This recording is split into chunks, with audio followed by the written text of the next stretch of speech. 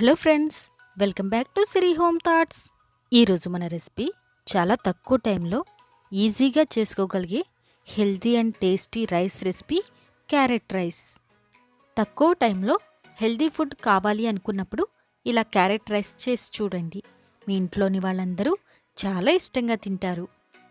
ఈ carrot rice తయారీకి ముందుగా ఇలా పొడి పొడిగా ఉండేటట్లు రైస్ రెడీ చేసి పెట్టుకోవాలి.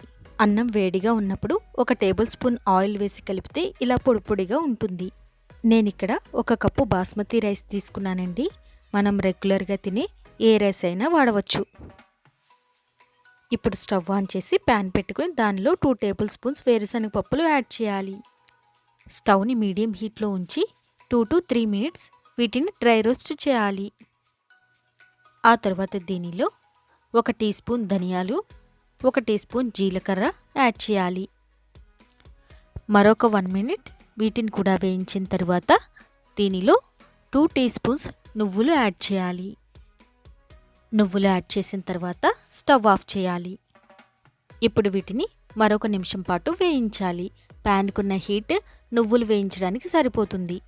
ఇలా వేయించిన తర్వాత ఇవి పూర్తిగా చల్లారాక వీటిని ఒక మిక్సీ జార్లోకి ట్రాన్స్ఫర్ చేసి మెత్తని పౌడర్లా చేయాలి. ఇప్పుడు స్టవ్ ఆన్ చేసుకుని ఒక వెడల్పు ప్యాన్ పెట్టుకుని దానిలో 2 table spoons oil, 2 table spoons నెయ్యి యాడ్ చేసుకోవాలి. నెయ్యి ఇష్టం లేకపోతే 4 టేబుల్ స్పూన్స్ ఆయిల్ యాడ్ చేసుకోవచ్చు. ఇప్పుడు ఈ ఆయిల్ హీట్ అయిన తర్వాత దీనిలో 1 ఇంచు దాల్చిన చెక్క, 4 లవంగాలు, కొద్దిగా దంచిన ఇలాచీ వేయాలి. ఇలా ఇలాచీని దంచి వేయడం వలన ఫ్లేవర్ బాగా వస్తుంది. ఇంకా దీనిలో 2 బిర్యానీ ఆకులు కూడా వేసి లో ఫ్లేమ్ మీద మంచి ఆరోమా వచ్చే వరకు వేయించాలి. ఇవి ఇలా వేగడానికి 1 నిమిషం టైం పడుతుంది. ఇప్పుడు దీనిలో కొన్ని జీడిపప్పులు కూడా వేసి మరో 30 సెకండ్స్ వేయించాలి. ఆ తర్వాత దీనిలో 2 రెబ్బల కరివేపాకు, పొడుగ్గా చీల్చిన 4 పచ్చిమిర్చి, 3 టేబుల్ స్పూన్స్ ఆనియన్ ముక్కలు వేసి ఆనియన్స్ కొంచెం మగ్గేంత వరకు వేయించాలి. ఇలా వేయించిన తర్వాత ఇప్పుడు దీనిలో 1 కప్పు క్యారెట్ తురుము వేయాలి. మనం తీసుకున్న 1 కప్పు బియ్యం మెజర్మెంట్కి 1 కప్పు క్యారెట్ తురుము సరిపోతుంది.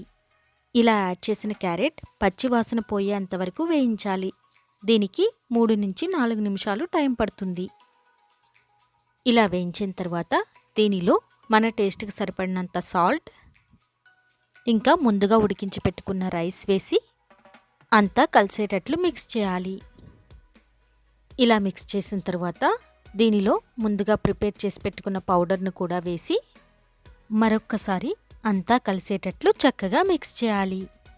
ఇలా అంతా మిక్స్ చేసిన తర్వాత దీని మీద సన్నగా తరిగిన 1 గుప్పెడు కొత్తిమీరను కూడా చల్లి వేడివేడిగా సర్వ్ చేసుకుంటే చాలా బాగుంటుంది. మీకు ఇష్టమైతే ఈ స్టేజ్లో కొంచెం నిమ్మరసం కూడా యాడ్ చేసుకోవచ్చు. అంతే అండి, మన Emmy and healthy carrot rice ఈజీగా ప్రిపేర్ చేసేసాం కదా. మరి మీరు కూడా ఈ రెసిపీ ట్రై చేసి ఎలా ఉందో కామెంట్ చేసి చెప్పండి. ఈ వీడియో కనుక మీకు నచ్చితే లైక్ చేయండి, మీ ఫ్రెండ్స్కి షేర్ చేయండి.